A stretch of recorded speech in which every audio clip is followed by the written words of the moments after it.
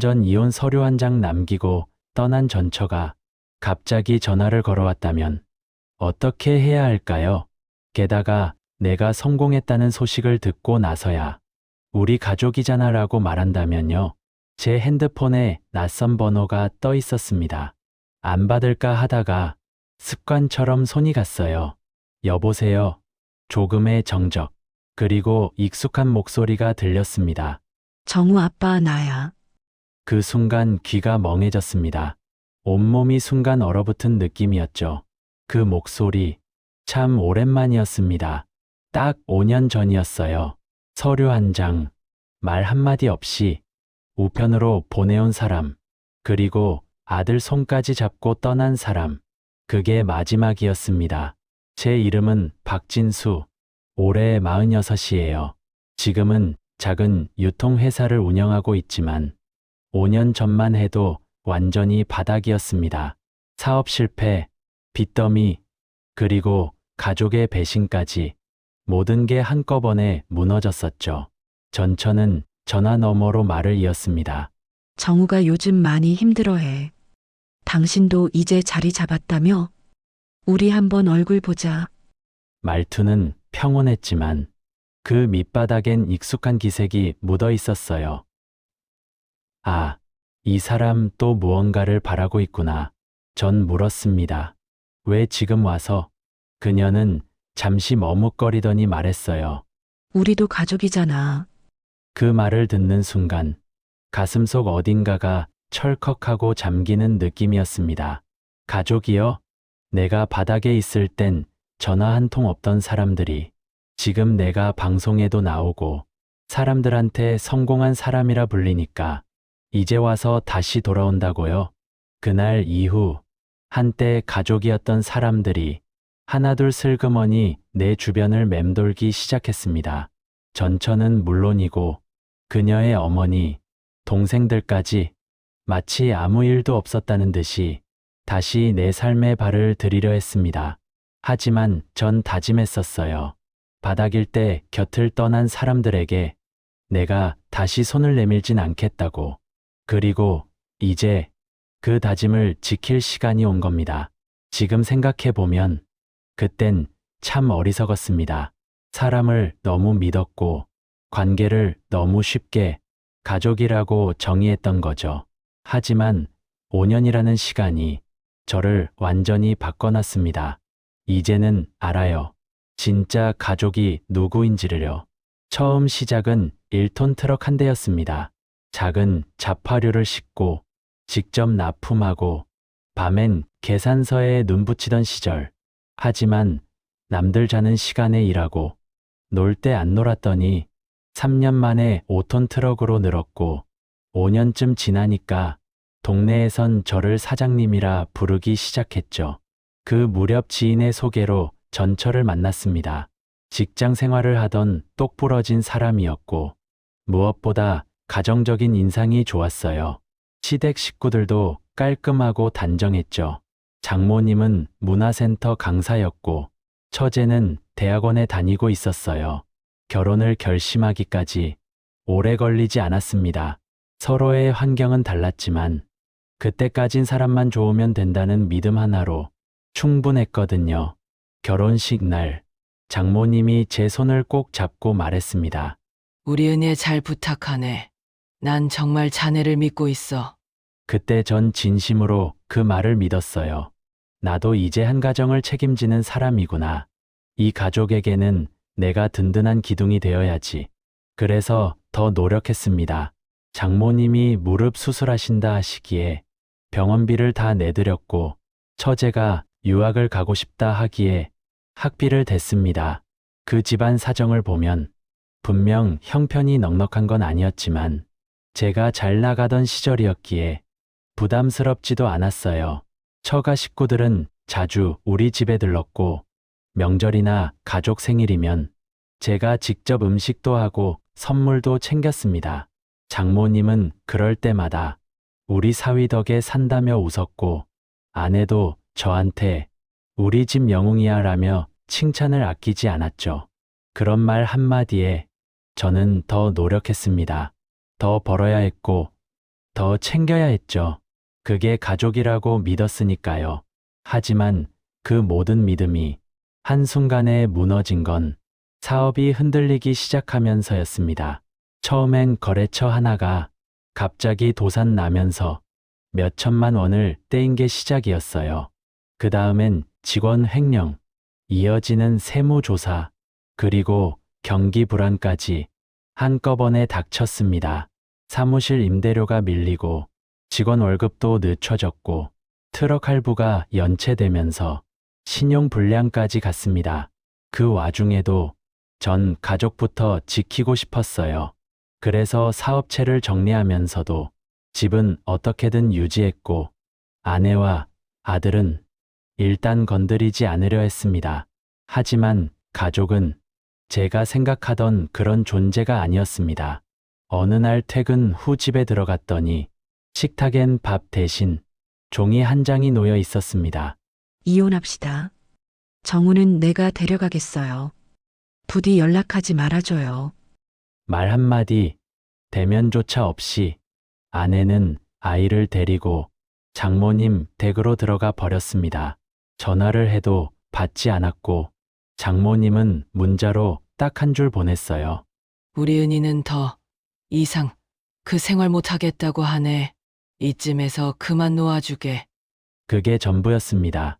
제가 그 집에 들였던 돈, 그 집을 위해 바쳤던 시간, 정성, 마음, 그 모든 건 단 한순간 아무 의미 없는 것이 되었습니다.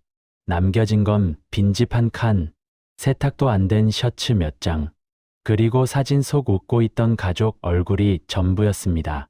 전 그날 밤 처음으로 소리 내 울었습니다. 슬픔이 아니라 분했어요. 내가 뭘 잘못했을까? 내가 이 가족에게 부족했던 게 뭘까? 하지만 시간이 지나면서 그 질문은 방향이 바뀌었습니다. 왜 난 그때 그 사람들을 가족이라고 믿었을까? 그날 밤 전 다시 일어날 줄 알았습니다. 이불 속에서 말없이 천장을 보며 하루를 보냈고 이틀, 사흘, 일주일, 시간은 흐르는데 몸은 움직이지 않았어요. 지인 전화도 받지 않았고 사무실은 이미 철거됐으며 은행 잔고는 마이너스였습니다. 이러다 죽을지도 모르겠다는 생각이 들던 날, 누군가 현관문을 두드렸습니다. 혹시 박진수 사장님 계신가요? 낯선 얼굴이었습니다. 검정 후드에 모자를 푹 눌러 쓴 청년 하나. 그는 뭔가 머쓱한 듯 웃으며 고개를 숙였어요. 저 예전에 성동시장 3번 출입구 옆에 있던 커피 트럭 하던 정훈이에요. 기억하실지 모르겠네요. 기억났습니다. 출입장 중간마다 커피 한 잔씩 사 마시던 곳. 그때마다 인사성 밝게 웃으며 감사합니다, 사장님 하던 청년이었죠. 그가 다시 말했습니다. 그때 사장님이요. 저 다쳤을 때 병원비도 대신 내주시고 추운 날엔 내복도 하나 사주셨잖아요. 그거 저는 안 잊었어요. 전 아무 말도 하지 못했습니다. 그런데 정훈이가 조심스레 종이 한 장을 꺼내 보였어요. 사업 계획서였습니다. 딱 2장짜리 1인 도시 배달 창고라는 작은 유통 아이디어. 사장님, 저 이거 혼자 해보려 했는데 아무도 안 믿어줘요. 근데 사장님만큼은 제 아이디어를 알아보실 것 같아서요. 그 눈빛엔 간절함이 있었습니다. 그리고 이상하게도 그때 처음으로 다시 시작할 수 있겠다는 생각이 들었어요. 그렇게 허름한 창고 하나 빌려 우리 둘은 처음부터 시작했습니다. 하지만 이건 시작에 불과했습니다. 첫 달은 완전 적자. 둘째 달엔 주문 하나 받고 서로 부둥켜 안고 울 뻔했죠. 그런데 넷째 달부터 근처 식자재점에서 우리 창고를 이용하겠다고 연락이 왔고 입소문이 나면서 점점 확장되기 시작했습니다. 정훈이는 머리가 좋았어요. 기획, 기술, 물류까지 스스로 다 해냈고 전 현장 영업과 기존 거래처 인맥을 총동원했죠. 사업이 본궤도에 오르기까지 3년, 지금은 직원이 20명 넘는 중소기업이 됐고 작년부턴 중장년 성공 창업으로 방송에도 소개됐습니다. 그리고 문제는 그 방송이 나간 일주일 뒤에 시작됐어요. 뒤의 이야기가 궁금하시다면 화면을 2번 터치해 이어서 감상해 주세요. 어느 날 정훈이가 조용히 말했습니다. 사장님, 어떤 여자분이 회사로 전화하셨어요. 정우 어머니라고 전해드려야 할 것 같아서요. 심장이 멎는 것 같았습니다. 몇 년 전 나는 그 사람의 이름도 지워버렸어요. 사진도, 기록도, 통장도, 그 이름 석자만 들어도 식은땀이 났던 시간. 그 사람이 다시 나를 찾고 있다니. 전 아무 말 없이 통화를 거절했습니다. 그런데 그 다음 날은 장모가, 그 다음 주는 처제가 찾아왔어요. 정말 아무 일도 없었던 사람들처럼. 요즘 바쁘다며? 정우도 아빠 보고 싶어 해요. 같은 말을 늘어놓았습니다. 처음엔 화도 안 났습니다. 그저 어이가 없었죠. 세상이 어떻게 돌아가야 이렇게 뻔뻔할 수 있는지. 하지만 그들의 등 뒤엔 희미한 목적이 보였습니다. 정우를 핑계로 가족이라는 이름으로 성공한 당신 곁으로 돌아가겠다는 속셈. 그날 밤, 전 오래된 앨범을 꺼냈습니다. 가장 마지막 장에 있던 사진. 식탁에 둘러앉아 웃고 있던 가족 사진 한 장. 그 안에 있는 저는 눈이 참 반짝였더군요. 그 시절, 그 사람들을 위해 산다고 믿었던 남자. 그 사진을 찍고 전 조용히 웃었습니다.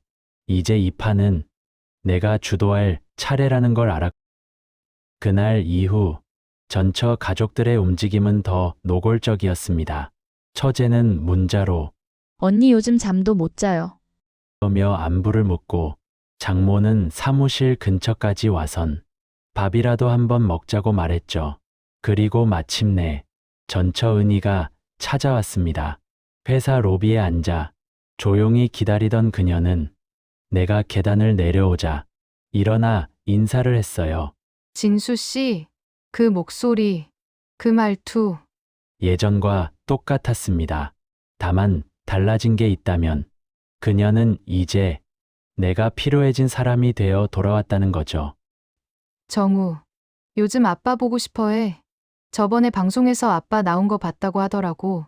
그냥 우리도 한 번쯤 다시 얘기해봐야 하지 않을까 해서.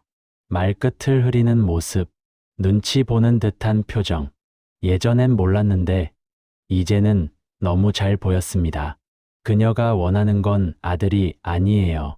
그녀가 원하는 건 지금의 내가 이룬 성취였습니다. 며칠 뒤, 전 일부러 장모와 처제까지 포함해 식사 자리를 만들었습니다.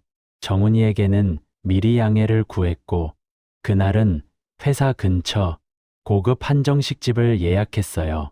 그들은 전처럼 밝은 얼굴로 들어왔습니다. 여기 너무 좋다. 자네, 이런 데서 밥도 먹고 좋네래. 장모는 내 눈치를 보며 자연스러운 척했습니다. 처제는 연신 주변을 둘러보며 언니 나 이런 데 처음 와봐. 하고 웃더군요. 은희는 조용히 앉아 있다가 숟가락을 들며 말했어요. 그땐 내가 너무 급했어. 당신이 그렇게 무너질 줄 몰랐고. 나는 정우한텐 늘 아빠가 필요하다고 생각했어. 그 순간 저는 숟가락을 내려놓고 조용히 말했습니다. 나 지금의 회사 다시 일으키기까지 5년 걸렸습니다. 그동안 정우 얼굴 한 번 본 적도 없어요. 그런데 지금 가족 얘기하러 온 건가요? 그녀는 당황한 듯 고개를 숙였습니다. 그게 아니라 그냥 우리가 장모는 말을 끊으며 말했어요. 이봐요, 박서방. 어쨌든 아이도 있고 서로 좀 잘 지내보는 게 어떤가? 우리도 참 어려운 시간 보냈네. 이제 좀 편하게 살아보세. 그 말을 듣는 순간 그들의 진짜 목적이 명확해졌습니다. 편하게, 이제 와서. 전 조용히 가방에서 서류 한 장을 꺼냈습니다. 그건 바로 정우 이름으로 만든 교육비 신탁 증서였습니다. 이거 정우 앞으로 만든 겁니다. 등록금 걱정은 안 해도 될 거예요. 그 애는 아버지로서 책임질 겁니다. 그들은 놀란 표정이었지만 내 말은 계속 이어졌습니다. 다만 이 안에는 단 하나의 조건이 들어가 있습니다. 당신들은 정우와 내 인생에 다시는 관여하지 마세요. 정적이 흘렀습니다. 은희는 눈을 크게 뜬 채 나를 바라봤고 장모는 처음으로 표정이 일그러졌어요. 그게 무슨 말이에요? 지금 우리한테 아이를 볼 자격도 없다는 거예요? 전 담담하게 말했습니다. 자격은요, 누구를 지켜줄 때 생기는 겁니다. 당신들은 내가 무너질 때 아무것도 지켜주지 않았습니다. 처제는 괜히 물컵을 들었다 내려놓으며 말을 돌리려 했지만 전 말했어요. 이런 자리는 이제 끝입니다. 앞으로 회사에도 집에도 연락하지 마세요. 정우가 원하면 제가 직접 연락하겠습니다. 그날 이후 그들은 다시 연락해 오지 않았습니다. 은희는 마지막으로 장문의 메시지를 보냈어요. 너무 차갑게 잘라내서 가슴이 아프다는 말이 적혀 있었죠. 전 답장하지 않았습니다. 내가 차가운 게 아니라 당신들이 너무 늦은 겁니다. 시간이 흘러 정우는 고등학생이 되었고 어느 날 직접 전화를 걸어왔습니다. 아빠, 나 이번에 아르바이트해서 아빠 생일 선물 사려고. 같이 밥 먹어요. 그날 정우와 함께 조용한 국밥집에 앉아 이런저런 얘기를 나눴습니다. 그 애는 어른이 되어 가고 있었고 전 그 아이를 더 이상 아프게 하지 않기로 다짐했습니다. 이제야 말할 수 있어요. 가족은요, 가장 어두운 시간에도 옆에 있어 준 사람입니다. 그리고 그 어둠을 끝까지 함께 버텨준 사람만이 당신 삶의 진짜 가족이 될 수 있습니다. 여러분은 어떻게 생각하세요? 바닥일 때 떠났다가 성공하면 돌아오는 사람들, 다시 받아줘야 할까요? 댓글로 여러분의 생각을 들려주세요. 구독과 좋아요로 한 줄 인생사의 다음 편을 기다려주세요.